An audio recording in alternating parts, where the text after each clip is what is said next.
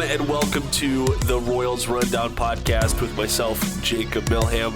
Now, I know why the heck am I in the feed? There's no game tonight. Today's an off day for the Kansas City Royals before they open up their Houston Astros series. I get it. I absolutely do. But I have been remiss. I have been missing a lot of Q&A responses on the Royals recap episodes. And frankly, that just doesn't stand. That won't work for me. And you know what?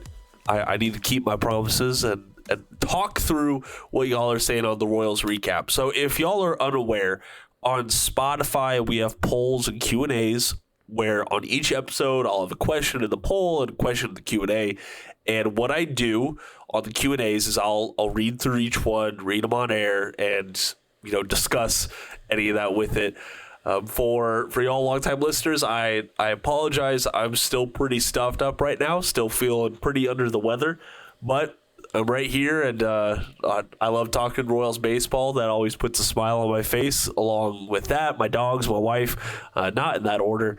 I usually will be smiling. So without further ado, let's go ahead and run through the last few episodes that I've missed, the Q&As, and we'll just talk about them. So on the April 7th episode, after the Royals got their series clinching win over the Chicago White Sox, the sweep, Luke 5747 says, if this is the worst start we get, this might be a special rotation. Exactly what you want. The offense to actually come back and the bullpen to hold. Yeah, Luke, I couldn't agree more. If we're grading on a curve, Alec Marsh's performance on Sunday was undoubtedly the worst of the year so far. But when you grade it on a curve around the whole league, and even with the Royals' expectations in previous seasons, that was still an okay start. You're going to have those. It's a 162-game season. Not every start is going to be perfect, and that's okay. Akiva Schwartz says Crochet made it feel like we were playing versus Chris Sale in his prime through 5 innings, but there's a different feeling of excitement in the air on this team that hopefully sticks around late in the season. I couldn't agree with you more on that. Crochet was doing great things from the mound in Kauffman Stadium. He looked very much the part of their top starter in that rotation.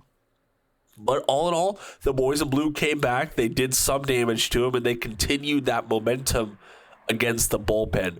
So I am glad that the Royals fans that were actually there in Kauffman Stadium, it seemed like they were excited as well. It seemed like they were engaged in the game.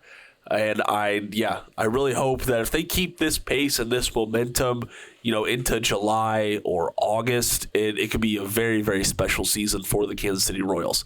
And Royal Rupert, with a compliment to me, says Jacob is a warrior. Rupert, I do appreciate that. One of our longest responders and listeners right there. So thank you for that. Fistifer, so I'm going to the April 6th episode now, following Saturday's game. Fistifer 1775 says fantastic effort. Couldn't agree more. Yoni Schwartz says, loving this. This is the Royals baseball I had hoped and prayed for. Curious to hear your thoughts on who should be the closer moving forward. Or maybe we like the closer by committee approach. I will say this. I would prefer that James MacArthur have the bulk of save opportunities. I think that there's a guy that Matt Quatrero needs to be able to point to, and no matter what, he can expect them to go out and close out a game. Now, we're still very young in this whole process. I think that for about the next month, maybe month and a half at most, we will have a clear closer by committee. We're going to see MacArthur get some looks. We're going to see Will Smith cycle back in, I imagine, depending on the matchup. We're going to see Chris Stratton in that conversation, I believe.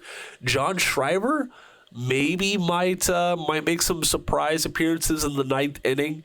And you got to think there are a couple of guys in Omaha who will factor into the closing conversation at some point. I think of guys like Will Klein, especially. He should be in the closer conversation like before the season ends, but that's me being very optimistic about a prospect. So to answer your question, I think MacArthur should be the closer moving forward, but I think Royals fans should expect the closer by committee approach until, maybe mid-May, early June at most.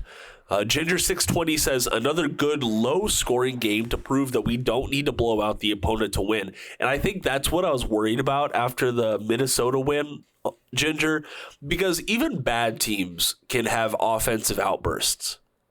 Even the worst. I mean, the Oakland Athletics have had a couple this season already, and they're bad. They really are. So I think this team proving to us that they can win these gritty, close games like they did on Saturday, and then the come from behind win on Sunday, that does really say a lot about the intestinal fortitude of this team. So absolutely love that. Moving on to the April 5th episode, I ask on every episode, what did you think about this game? And Fistifer had the simplest response saying, it made me happy. And yeah, every Royals win will make me happy. I hope y'all hear that through the airwaves.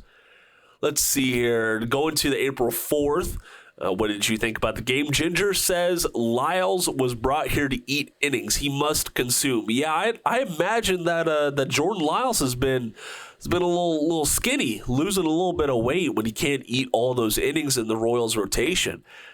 So, listen, I hope he doesn't factor very much into the closer by committee approach.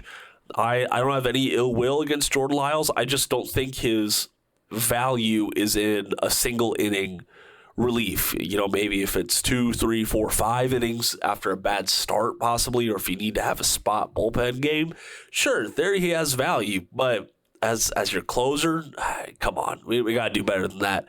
Exodor says, great win, but leading 10-1 is exactly the time to use Lyles. And that's a very good point.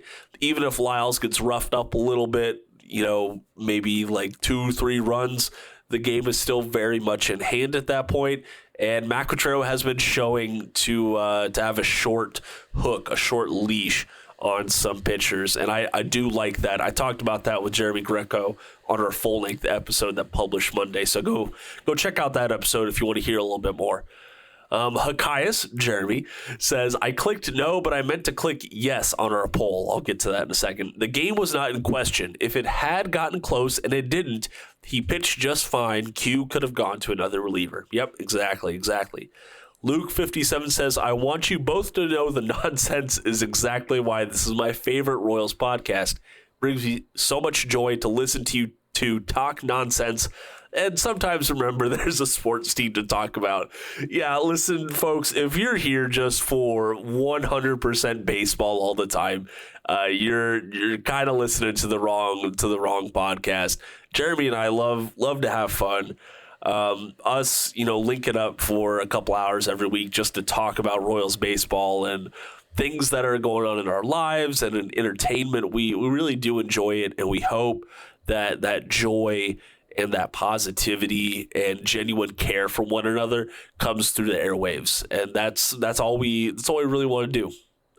So truthfully, that does get me caught up on the Q&As. I'm going to do better about that moving forward, so please bear with me. It's still a young season. I'm still getting in the groove of this stuff, and being under the weather does not help one bit. I do want to plug something. So on Monday's episode, I ask us a question, Royals related or not. We will answer it on Thursday's episode. So I've gotten 5 respondents on there, which I greatly appreciate those responders. But I just want to make it known that please go. This is your opportunity to ask us various questions. Would love to hear more from y'all. It could be the randomest question, or it could be the most minute Royals question. Drop it on Spotify, and we will talk about it on Thursday's episode.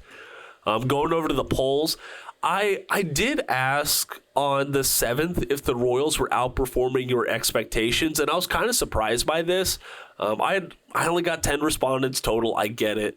But there were 4 respondents for yes, and then 4 for just right is what I put. Kind of like a Goldilocks. The oatmeal was just right.